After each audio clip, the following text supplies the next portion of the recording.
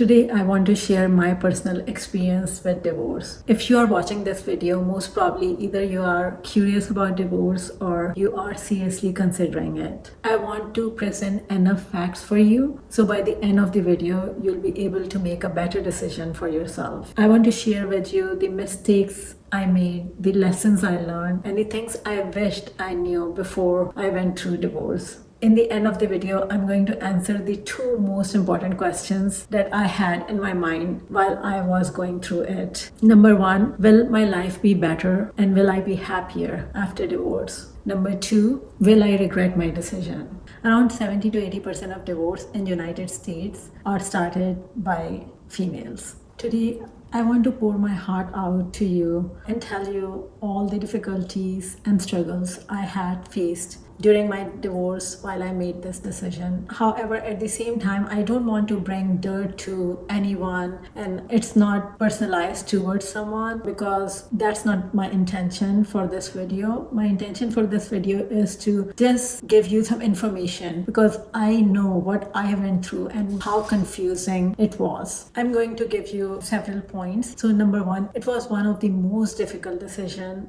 I have made in my life. The mistake I made is that I waited way too long to make this decision because I just wanted to be 100% sure. However, to make a decision like this, I don't think most people can be 100% sure because it is a very confusing decision and a lot of things are at stake. We also have fear of the unknown, and that makes this decision even more scary because we don't know how our life will be after divorce. If someone is married for a while, they just don't know how single living is and how they'll be able to handle it. What kind of challenges will you face after divorce? All of those questions make this decision really difficult. From my experience, if you say yes to most of the following questions, it means you are probably headed towards divorce. If you consistently feel happier in your partner's absence than in their presence, if you just dread living with your partner or just dread living with them in future when you think about it. When you imagine a future with them, it gives you chills and it makes you very uncomfortable. If there's absolutely no physical connection. If your answer is yes to all of these, then probably you are heading towards divorce. The second mistake I made is that I asked for advice from a lot of close friends, family members, and that definitely delayed my decision and made me even more confused because they put a lot of pressure on me and they tried to convince me to not go through the decision of divorce. A lot of them will discourage you or will try to convince you one way or the other, and it will make your decision way more confusing. For instance, I've heard advice like this: you have spent so much time of your life already, you should just compromise your happiness for your children's happiness. A woman usually always sacrifices her needs to make others happy.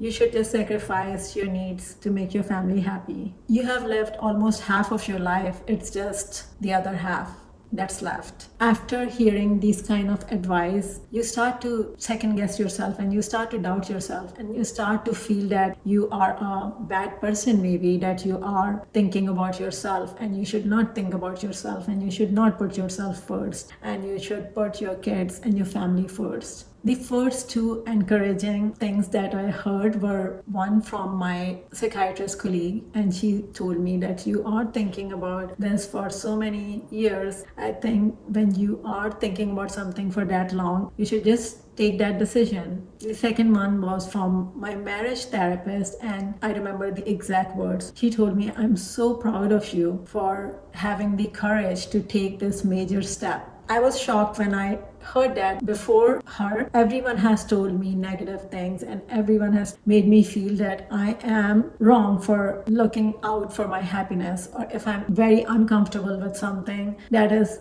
my fault. I should just go through with it. Like, I don't matter. Nothing about me matter. However, when I heard these things from the therapist, my marriage counselor, I was just like so shocked but pleased also, and it gave me strength that at least someone understands what I'm going through and someone appreciates it, that I'm taking a stand for myself. A lot of times, especially in our culture, and I'm actually shocked, even in Western cultures, it's encouraged that females shouldn't put themselves first. And if they are asking for their happiness or if they are standing up for themselves, that's not a good thing. That's not seen with good terms, or that's not seen honorable. If a female sacrifices her needs and her happiness for her family, that is really encouraged and praised. I do understand where my family and friends were coming from. I completely understand that, because even when I see a beautiful family breaking up, it really makes me feel sad. So they were doing it out of goodness of their heart.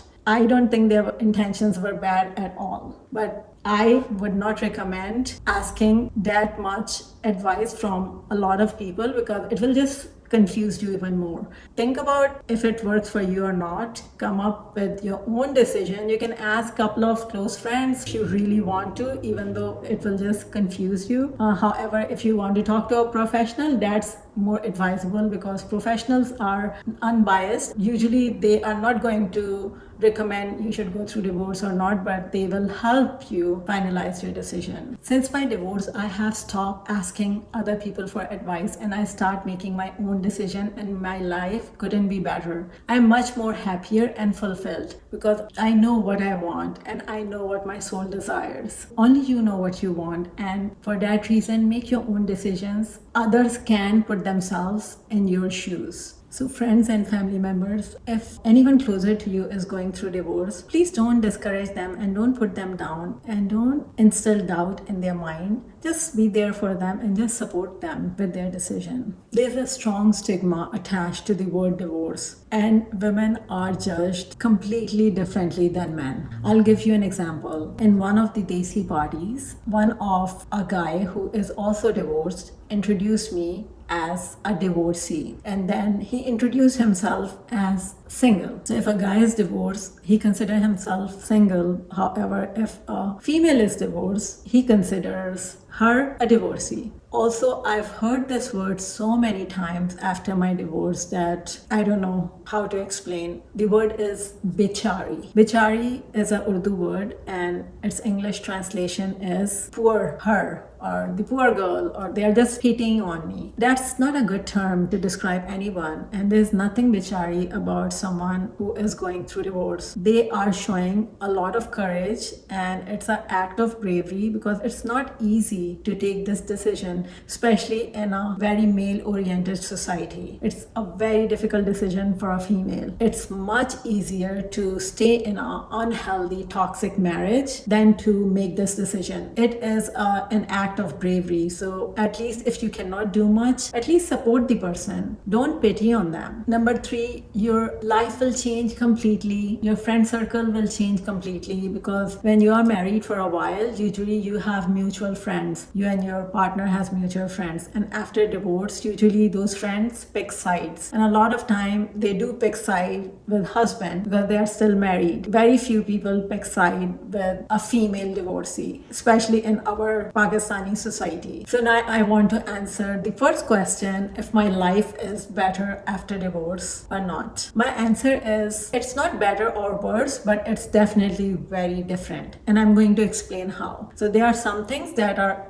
really good and I can be pleased more. However, there are certain things that I definitely do miss my married life. I wouldn't say I miss my specific marriage, but I do miss some aspects of married life, being single and being divorced, and I'm going to explain which ones. So the positive points that I'm very pleased with is that I grew exponentially, personally, in every which way, in my career, my soul, my spirit, my mind, everything. Like, I grew so much. I would not be able to make all this growth if I was still married. I was able to conquer and face my fears. I was able to explore things on my own. I was able to have different experiences, learn new things. I got married at a really young age and I missed out on a lot of things. And I don't think I am even interested in a lot of things that people in their early 20s do. But I still learned so much more about life, about myself, about my fears, about my insecurities. So I'm really pleased with that. Now, negatives. Divorce is a very traumatic process. Extremely traumatic. I think this is the most traumatic thing that I have gone through in my life. It is also very difficult. Every aspect of it is difficult. It is draining for your mind, your body, your spirit. I feel after the divorce, I'm not even able to trust anyone or give myself fully to someone